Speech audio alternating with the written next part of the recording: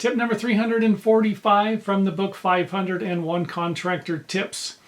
Building permits. This is another thing that might be a no-brainer to some, but to others it could end up creating a lot of problems. Do you, as the contractor, pull the building permit? Do the homeowners pull the building permit?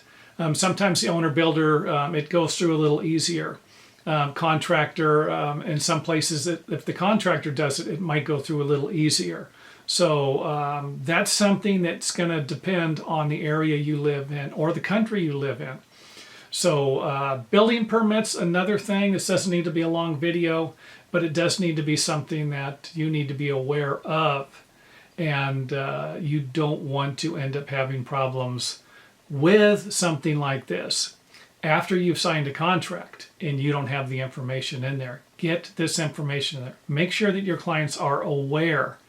I've done jobs before, small jobs, they're repair jobs that might not have required a permit, but made the homeowner aware of if there was a permit necessary, that they would have to pay for it, pay all of the fees for it along with it.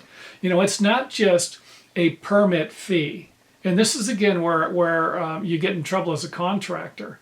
You know, I've done projects before where I've had to take the building plans in, 4 or 5 times. I've had to go pick them up from the city, take them to the engineer for corrections, take them back to the city or county, and then they mark up with corrections. I take it back to the engineer. I did a job one time where this took 2 weeks.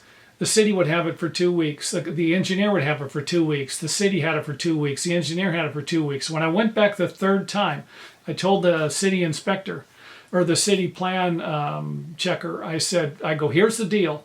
I says, if there are any more corrections on that thing, take those plans and throw them in the trash. I go, I'm done. I'm not taking them. I'm not doing the job.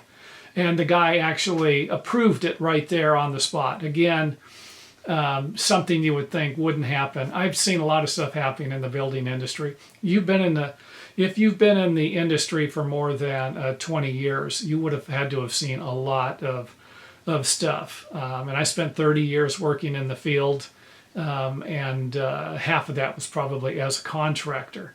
And seen a lot on both sides as a employee and as the contractor. And stuff you just wouldn't think, would happen with a variety of different individuals. And again, this is where you're going to have most of your problems when you're dealing. If you think of a problem, it's usually going to be a misinterpretation of something. Whether it's your spouse, your children, your friends, your clients, your workers, if you can interpret the information and make sure that they understand it is as crystal clear as it possibly can be, you're going to reduce your chances of having a problem. You reduce your chances of having any problems, you're going to make more money on a project. If you have to deal with problems, most of the time these problems are going to cost you money.